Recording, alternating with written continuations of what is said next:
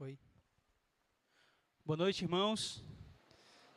A graça e a paz do Senhor Jesus Cristo, cada um de nós, amém? Então, muito bom podermos, em uma quarta-feira, no meio da semana, nos reunirmos aqui para adorar a Deus, ouvir mais a respeito da sua palavra, aprender mais sobre ela, termos comunhão, cantar ao Senhor.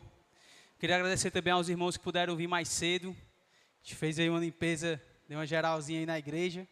Muito obrigado aos irmãos que se dispuseram, estiveram presentes.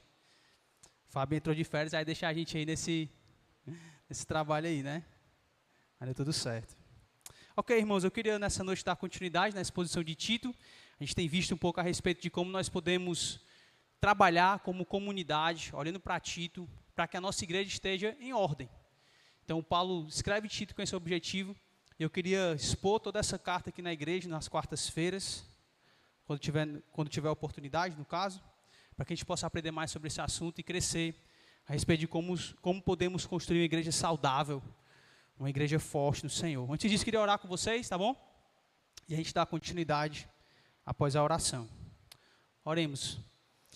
Nosso Deus amado e querido, te damos glória pelo privilégio que temos como comunidade de nos reunirmos aqui, Deus, em torno da Tua Palavra, podermos cantar ao Senhor, adorá-lo, e agora também termos o privilégio de ouvir mais a respeito de Ti.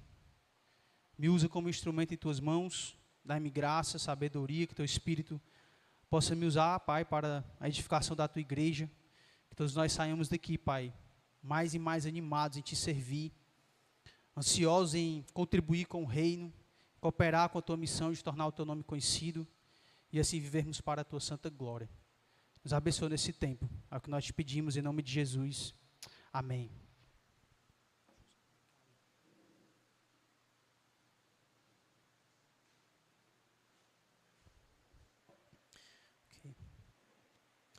Então nós vivemos em um tempo de muitas aberrações no meio da teologia. Nós abrimos, por exemplo, ou ligamos a televisão e a gente vê lá um Valdemiro Santiago pregando, com a toalhinha na mão, né? Tirando aquele suor dele e jogando a toalhinha até para curar as pessoas. Abrimos o Instagram e aí a gente vê lá um Dave Leonardo dizendo que você é o centro do coração de Jesus.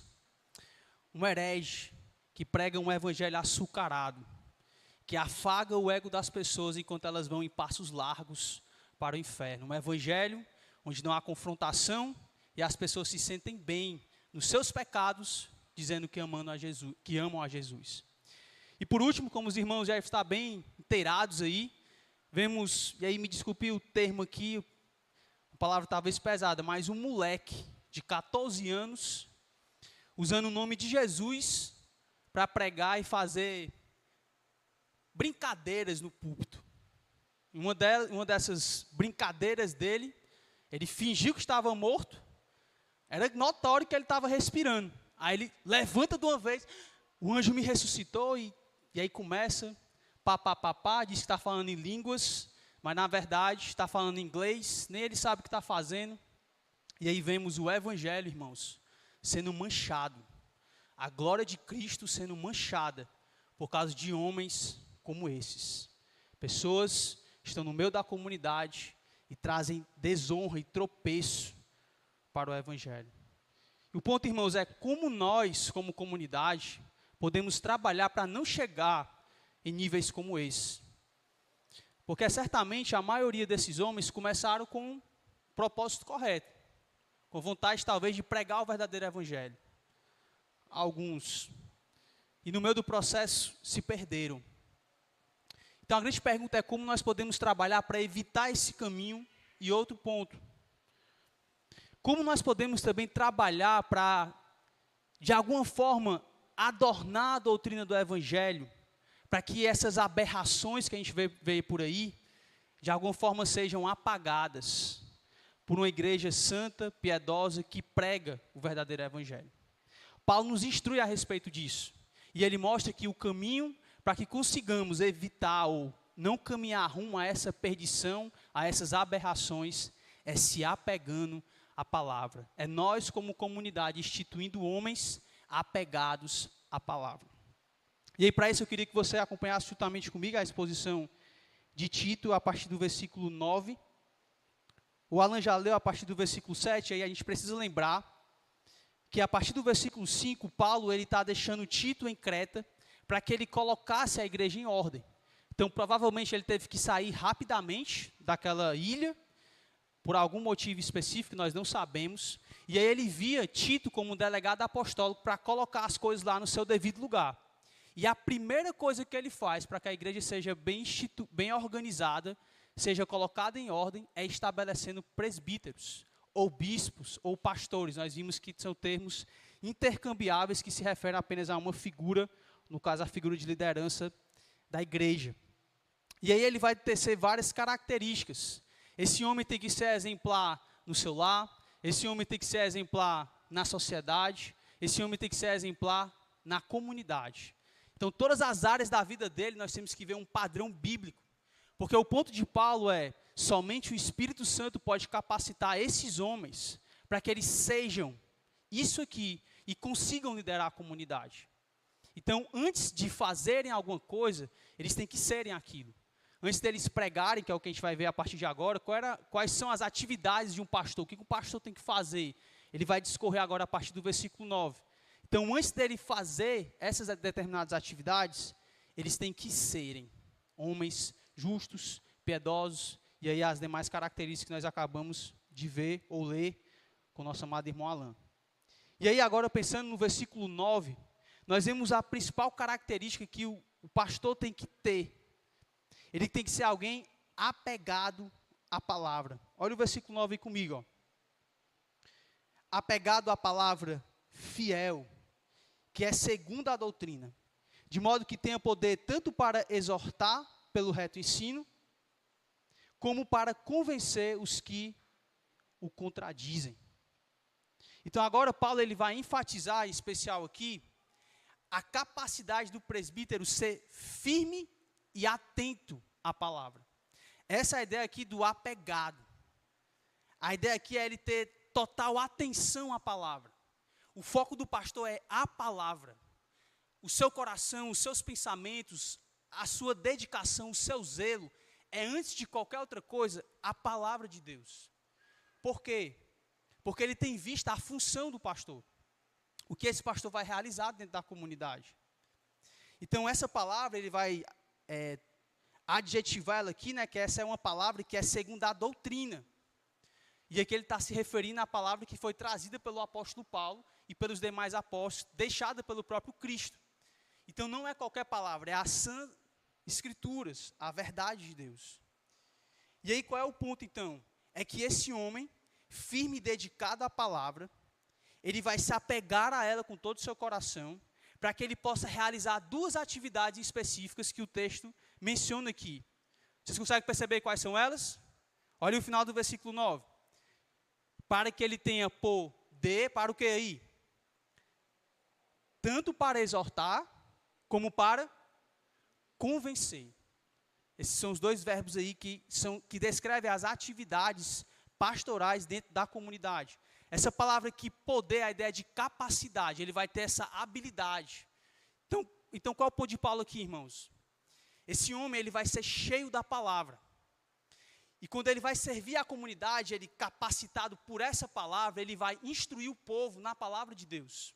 O que vai transbordar dos seus lábios não são as suas ideias, não são os seus pensamentos, não são as suas vontades, não são os seus interesses. Ele vai estar apegado à palavra e ele vai ensinar o povo de acordo com a palavra. O centro aqui é a palavra. É o estar apegado à palavra para que ele possa, dessa forma, realizar a sua função de instruir a comunidade, conduzir a comunidade local e mais do que isso, como veremos na continuidade do texto, de convencer os que os contradizem. Aqueles que de alguma forma tentam ir contra a palavra. E aqui, irmãos, a gente consegue perceber o porquê que há tantos desses problemas dentro da comunidade. Porque as escrituras perderam a centralidade. As pessoas, elas não suportam mais a verdadeira doutrina. É por isso que a gente vê como esse jovem Miguel, né, o missionário Miguel. O grande problema, irmãos, está nos pastores que permitem jovens como esse subirem ao púlpito. Eu me arrisco a dizer que são pastores que não estão cheios da palavra, que não têm zelo pela palavra, que não têm temor pela palavra. Porque são esses pastores que chamam e permitem jovens como esses de falarem aberrações no púlpito. Eram eles que deveriam estar protegendo a sua igreja. Mas eles abrem as portas para que entrem na sua comunidade hereges, homens com pensamentos deturpados, e conduz dessa forma a comunidade, muitas vezes, para o erro. Então, os falsos mestres, homens que não estão apegados à palavra, eles ganham voz na comunidade. E aí surge essa ideia das profetadas, pessoas que não falam a respeito da palavra, elas falam a respeito delas mesmas, das visões que elas têm, dos desejos que elas têm, e elas deixam dessa forma a palavra de lado, e a comunidade ela vai caminhando rumo à destruição. São levados de um lado para o outro. Então, irmãos, sem homens que nos ensinem a palavra, a igreja ela vai ser levada para toda onda que aparecer. Então aqui nós, como comunidade, como igreja local, uma das formas que nós podemos proteger a nossa igreja, cuidar da nossa igreja para que a gente não chegue a esse ponto, é justamente o incentivo que nós devemos ter aos pastores, ou deveríamos dar aos pastores e aos vocacionados, para que eles se apeguem à palavra, para que eles se esmerem na palavra, para que eles estudem a palavra. Um pastor ele pode ter muitas habilidades, pode estudar muita coisa, pode ver muitos assuntos, pode dominar muitos assuntos. Mas quando nós olhamos para um pastor, o que mais deve destacar na vida dele é o seu temor e zelo à palavra de Deus. É o ele manejar bem a palavra de Deus. Porque é isso que eu e você precisamos, amém, irmãos? É isso que nós necessitamos, da palavra. Então, quando nós olhamos para os nossos pastores, é isso que nós temos que incentivar cada um deles a se apegarem à palavra, a se comprometerem com a palavra. E aqui me direcionando especialmente até para os vocacionados, né? Porque eu sei, irmãos, que ser apegado à palavra é uma coisa difícil. É uma luta interna contra os nossos próprios pecados, uma luta externa com o tempo que sempre parece pouco para estudar, com a correria que é da rotina do dia a dia. Mas esse é o compromisso que nós temos que ter. E eu lembro que quando eu estava no seminário, era uma vida doida, né? Então, eu acordava muito cedo, passava o dia trabalhando, chegava do trabalho, já ia direto para o seminário, ficava estudando ali até começar a aula, aí tinha aula, e aí depois da aula a gente ainda tinha que fazer trabalhos. Ia dormir, sei lá, às vezes 1 da manhã, e aí no outro dia 6 horas, 5h30, em pé de novo. E essa rotina puxada. Por que nós devemos fazer isso? Por que os vocacionados passam por isso, ou devem de fato passar por isso? Porque é a palavra, é da palavra que o povo precisa. É nisso aqui que nós devemos nos esmerar, é por amor a Deus, que merece o nosso esmero, o nosso melhor, mas também por amor a vocês, irmãos. Por amor à igreja. Para que ela seja bem consolidada, fundamentada.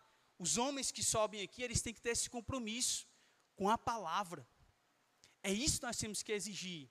É isso que nós temos que buscar para a vida dos nossos pastores. Então, nesse sentido, irmãos, oremos por isso. Clamemos por isso. Que a gente venha também incentivar os pastores, os vocacionados a isso. Para que eles continuem se empenhando em estudar a palavra de Deus. Em se firmarem na palavra de Deus. Uma coisa que eu também gosto de fazer muito é honrar homens que amam a palavra, que desejam o ministério pastoral. Hoje em dia, um jovem falar isso, né? Eu gostaria de abandonar tudo, me dedicar ao ministério pastoral, parece às vezes uma coisa terrível. Ensinando meu filho, né, o Esdrinhas, eu recebi uma bênção da minha avó quando eu era criança, que ela dizia assim, ó, eu pedi a bênção, né, bênção, vó, aí ela dizia, que Deus lhe abençoe, que você seja um filho obediente, temente a Deus, caridoso, se forme e seja um grande doutor. Aí eu cresci desde criança entendendo que ser um doutor, no caso se referindo a médico, né, era a profissão de maior honra. Então, eu via isso nas escolas, né, tem que alcançar a medicina, você tem que ser médico, você é isso, aquela pressão, tem que estudar para conseguir ser médico, para ser um doutor e etc. Eu mudei isso. Agora eu vou ensinar para ele, ele já aprendeu, né, ele vai repetindo comigo as palavras. Peça a bênção, aí ele, bênção, Aí eu falo, ó, aí ele vai repetindo comigo. Seja um filho obediente, caridoso, temente a Deus, se informe, seja o grande, pastor. Por quê? Porque eu quero ensinar para ele, por mais que ele não seja pastor, né, dá aquela pressãozinha, mas por mais que ele não seja pastor, eu quero ensinar para o meu filho que existe algo que deve ser honrado por nós. Não é por causa dos homens, não é por causa das pessoas aqui, irmãos, mas é o ministério que está envolvido na vida desses homens. É a palavra de Deus. Então nós honramos isso, nós exaltamos isso, nós ensinamos para os nossos filhos isso, incentivamos eles não a serem médicos ou algo do tipo em intimidade, mas antes disso, serem servos de Deus. Homens apegados à palavra de Deus, mulheres apegadas à palavra de Deus, missionários, missionárias, pessoas que farão parte dessa grande e maravilhosa obra do ensino da palavra de Deus. E aí Paulo ele vai explicar a necessidade do bispo ser capaz de refutar os que contradizem a doutrina. Então, por que esse homem tem que ser apegado à palavra? Por que ele tem que ser alguém, um líder, que conhece as Escrituras, que maneja bem as Escrituras, que domina bem as Escrituras? Porque ele tem um papel a cumprir. Ele tem que ser apegado à palavra para proteger a igreja, para proteger a cada um de nós. Olha o que ele diz aí no versículo 10. Ó. Porque existem muitos insubordinados, pairadores frívolos, enganadores, especialmente os da circuncisão. Então, esse homem tem que ser apegado à palavra, porque Paulo, lembrando de, por exemplo, Atos capítulo 20, ele diz para os presbíteros de Éfeso que quando ele saísse, o que é que iria acontecer com a igreja de Éfeso? Iria surgir vários lobos vorazes, que atacariam a igreja.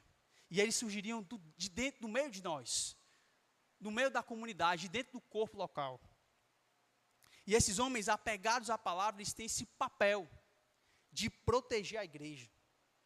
Porque vai surgir homens apegados às suas mentiras, que tentarão convencer o rebanho a ir por caminhos tortuosos, que são contrários à palavra de Deus. E aí Paulo, ele tece algumas qualificações, ou que tipo de homens são esses? Onde nós como igreja temos que ficar de olho. É claro que essa função aqui principal, irmãos, é dos pastores.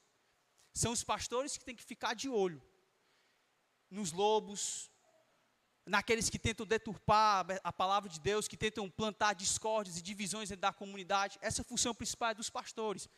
Mas nós podemos ajudar os pastores nisso. Podemos contribuir com isso. E aí ele vai tecer alguns adjetivos, algumas características desses homens. E a primeira delas é que são homens insubordinados. Insubordinados. A ideia da palavra aqui são homens que eles não são capazes de, ou não querem se submeter às autoridades. Homens que têm um coração duro, que não querem se submeter à liderança, que não querem se submeter àqueles que Deus instituiu como líderes na comunidade. São homens desobedientes e homens rebeldes. Então, Paulo está deixando claro para Tito a característica desses homens e como eles vão reagir dentro da comunidade, ou agir dentro da comunidade. A segunda qualificação, ou melhor, a segunda característica deles é que eles são pairadores frívolos. A ideia aqui dessa palavra são homens que falam coisas sem sentido. Homens que falam coisas sem valor nenhum. São verdadeiros tagarelas. Lembra que Paulo, quando ele prega em Atenas, lá em Atos capítulo 17, no final da sua pregação, o que é que os homens dizem a respeito de Paulo? Que ele era um tagarela. Que ele falava coisas sem sentido. Essa ideia dessa palavra aqui, tagarela, irmãos, ela significa, digo melhor, literalmente, um pássaro bicando sementes que estão no solo. Então, a ideia é que o pássaro vai bicando sementes que estão ali de forma rasa, e ele vai pegando qualquer coisa que vem na sua frente. Então, de alguma forma, quando alguém era chamado de tagarela, a ideia era que alguém que era raso no seu conhecimento. Ele pegava qualquer coisa e botava para dentro. A ideia aqui era alguém que a sua palavra ela não servia de nada, ele não tinha conhecimento. Ele era visto como alguém ignorante. Ele era um cata-migalhas de ideias. E assim é um tagarela, é um falso mestre dentro da igreja. Ele ilude, como ele vai usar aqui a palavra enganadores mais na frente. Eles são enganadores, eles tentam iludir a igreja ao erro, manipulando a comunidade às suas próprias vontades, prazeres, desejos. E aí Paulo especifica dizendo que, especialmente os da circuncisão. Então existiam vários falsos mestres que faziam isso, tentando enganar a igreja, desvirtuar a igreja, conduzir ela para caminhos tortuosos, mas tinha especialmente os da circuncisão. E aqui fazendo referência aos judaizantes, aqueles que falavam de um Cristo, mas a prática das obras da lei, a prática das leis alimentícias, a prática do guardar o sábado. E aí Paulo ele prega para que Tito escolha homens habilitados, apegados à palavra, para proteger o rebanho desses tipos aqui de pessoas. Então aqui, irmãos, nós vemos características de falsos mestres dos nossos dias aqui diante de nós nesse texto. Homens que começam as suas comunidades do nada, igrejas plantadas em cantos diferentes do nada, porque elas não querem se submeter a nenhuma autoridade. Coração duro. Homens que não gostam de liderança, homens que não se submetem, não querem prestar contas com ninguém, são intocáveis. Você pode perceber que normalmente são igrejas onde a figura central é a do pastor. Então você pensa na Universal, você lembra de quem? É de Macedo. Mundial do Poder de Deus, você lembra de quem? Valdomiro. E aí vai. A igreja do apóstolo Luiz Henrique, já tem até o nome dele, né? Igreja do Senhor Jesus Cristo, alguma coisa dos últimos dias, alguma coisa assim. Você vai lá na igreja dele, a foto estampada no início da igreja, de quem? A dele. São pessoas que se centralizam. Elas não querem ser tocadas, admoestadas por ninguém. E aí, abrindo um parênteses aqui a gente vê a importância, irmãos, da pluralidade de pastores na comunidade, que nos protege disso aqui. Então, aqui na nossa igreja, não deve haver, ou graças a Deus também não há, uma figura central, por exemplo, no pastor eclesiano, onde tudo é ele é o centro, a igreja teme a ele, tem medo dele, nada disso. A igreja que é de Cristo. Os pastores prestam contas uns com os outros. Confessamos os nossos pecados uns aos outros. Somos admoestados, corrigidos, confrontados. Vamos tomar uma decisão na igreja, passa-se por meio dos pastores. Não é uma figura que comanda a igreja. Isso protege a gente de falsos mestres. Porque à medida que nós colocamos líderes no plural na igreja, nós protegemos a igreja de uma figura central, de um governo episcopal, de alguém que vai comandar e mandar na igreja. Figuras intocáveis, que se tornam o centro da comunidade.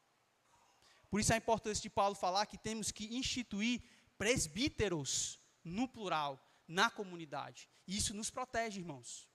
Isso é uma forma de cuidar da própria comunidade. E aí a gente pode juntar os outros dois termos aqui na prática, né? Tagarelas e enganadores.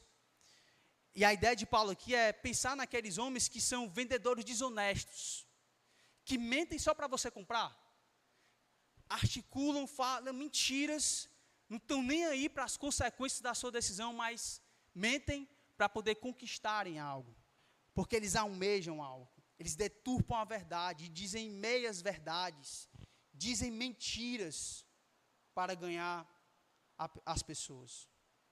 Então o texto se refere aqui de modo especial a pessoas más. Por que eu estou falando isso? É diferente, irmãos, de pessoas ignorantes. Vocês lembram daquela história? Na época foi uma explosão no YouTube aí, Instagram, né? Um senhorzinho que se dizia pastor, aí ele foi ler um texto de Oséias. E aí ele lendo lá, vocês lembram disso, né? E aí pega a mulher do teu amigo e adultera. Ele leu adultera, lá de Oséias. Estou lembrando mais ou menos, mas essa é a ideia do texto. Pega a mulher do teu amigo e tal, e adultera.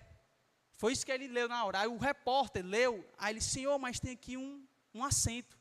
É uma mulher adúltera, não é adultera. Aí ele olha para duas mulheres que ele tinha acabado de adulterar, aí ele fica envergonhado diante das pessoas. Aqui é um senhor ignorante.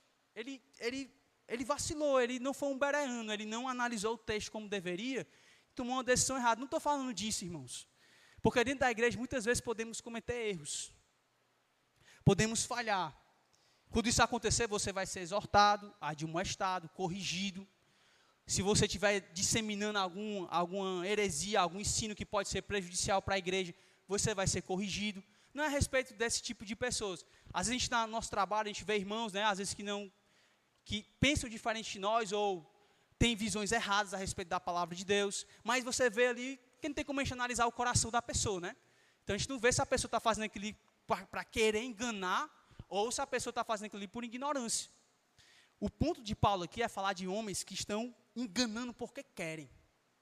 Homens que estão enganando a igreja, o povo de Deus, por torpe ganância. É o que ele diz aí a partir do versículo 11 e no versículo 12. Olha o que ele diz aí, ó. É preciso fazê-los calar, porque andam pervertendo casas inteiras, ensinando o que não devem, por torpe ganância. Verso 12.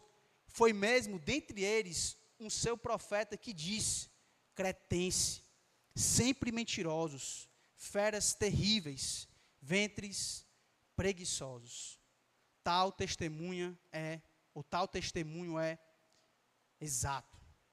Então, Paulo ele vai mostrar agora a atividade que o pastor precisa exercer. Colocar uma mordaça. Essa é a ideia. Uma mordaça na boca desses falsos mestres, talvez por meio da refutação, ou talvez por meio da repreensão, como ele falou anteriormente, para exortar ou para repreender. O pastor tem que ter essa habilidade de fechar a boca desses homens, de calar a boca desses homens. Por quê? Porque esses homens estavam destruindo famílias inteiras. Igrejas naquela época, elas eram organizadas em casas. Então, esses falsos mestres provavelmente passavam de casas em casa, disseminando as suas heresias, suas mentiras. E aí o pastor tinha que estar atento a isso, porque ele tinha que proteger o seu rebanho dessas mentiras e dessas talvez meias verdades que esses homens pregavam. Então o ponto aqui é que esses homens, movidos por desejos de obterem vantagem ou de obterem dinheiro, eles afastavam famílias inteiras da palavra de Deus. E essas mentiras, de alguma forma, elas iam entrando ali, irmãos, de forma sorrateira, dentro da igreja. Como também acontece até hoje, no meio de nós. No meio da igreja, de forma geral. As mentiras, elas vão entrando, as falsas heresias, ou as heresias, digo melhor, elas vão entrando, às vezes por meio de conversas mal intencionadas. Alguém que vem falando uma meia verdade para você, tentando disseminar uma coisa ou outra. Às vezes com aquilo que nós ouvimos em podcast, leitura de livros, no Instagram, no que assistimos na televisão, ou até por meio das nossas amizades. E aí muitas vezes nós enchemos os nossos corações dessas mentiras lá fora e trazemos para dentro da comunidade. E aí, e aqui é um ponto importante, irmãos, nem toda diferença, certo? É de fato uma heresia. Então, eu sempre gosto de pensar assim, o pastor Tiago falou isso uma vez no seminário, nunca esqueci. Tem doutrinas que nós morremos por elas, tem doutrinas que nós discutimos por elas, tem doutrinas que nós, tipo assim, deixamos para lá, dá um tchau para ela. E tem outros tipos de doutrina, até anotei aqui, que são aquelas doutrinas que você nem discute, nem entra no assunto. Então, por exemplo, ceia. Tem gente que discute qual é o dia da ceia. É melhor a gente ceiar todo mês ou de 3 em 3 meses. Se você for na Europa, algumas ceias elas são feitas a cada trimestre ou bimestre. Então, tem gente que discute isso aí. Será que isso é um assunto que é discutível? Vale a pena a gente entrar em discussão? Agora, sobre a divindade de Cristo. É um assunto que a gente morre por ele ou não? Demais. O testemunho de Jeová bateu lá em casa. Quando foi? Acho que foi sexta-feira. Opa, na hora. Aí eu converso, eu escuto, aí eu entro e aí eu vou entrar nos textos que falam sobre a divindade de Cristo. E eu quero convencer aqueles homens da mentira que estão na cabeça deles. Eu morro por essas doutrinas. E aí eu tento convencer, no bom sentido, né? Então, é um assunto que eu morro por ele. Se alguém fala aqui para mim que Jesus não é Deus, meu amigo, você vai ter minha atenção total e a gente vai brigar e você pode até me matar por isso. Porque eu não vou sair dali até, ou você ir embora, mas eu vou ficar lá a noite toda discutindo com você. Enfim, irmãos, aqui é mais um exemplo para dizer que nós temos que tomar cuidado com aquilo que nós escutamos. Às vezes convivemos com pessoas que pensam diferente de nós e a gente tem que perceber quais são essas diferenças. São diferenças centrais, elementares, fundamentais, ou são diferenças secundárias, que é só discussão, ou são diferenças que nós temos que se afastar totalmente dessas pessoas. Temos que tomar cuidado com isso. Então, os pastores, eles são responsáveis por cuidar do povo, amar o povo, proteger o povo, dando a eles a palavra, a sã doutrina. Eis aqui, irmãos, a importância da boa doutrina na comunidade.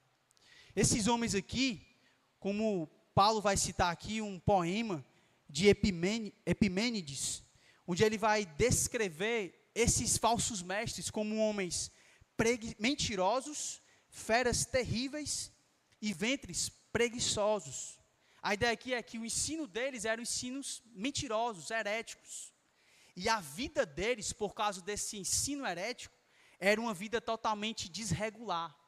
Uma vida marcada pelo pecado, pela mentira.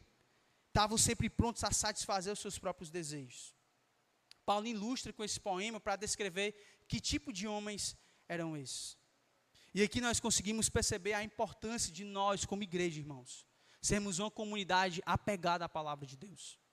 Uma comunidade que incentiva os seus pastores, vocacionados, que contribui para isso, que se aproxima e anima, que ora pelos seus pastores, pela liderança como um todo da comunidade, para que nós continuemos, irmãos, centralizados na palavra. É a palavra que deve estar no centro da comunidade, todas as programações da igreja, todas elas. O louvor tem que externar o que no louvor? Os gostos dos irmãos que cantam, que tocam, do Felipe, do Michel de louvor. É esse? É esse o foco? Não, é a palavra. As nossas conversas e aconselhamentos que temos internamente no meio da igreja. É as suas ideias que tem que prevalecer? É o que você acha que tem que prevalecer? O que é que tem que prevalecer, irmãos? A palavra. Os discipulados. As programações que realizamos num retiro, num PG, em programações informais. Do que nós devemos estar cheio para transbordar com toda sabedoria?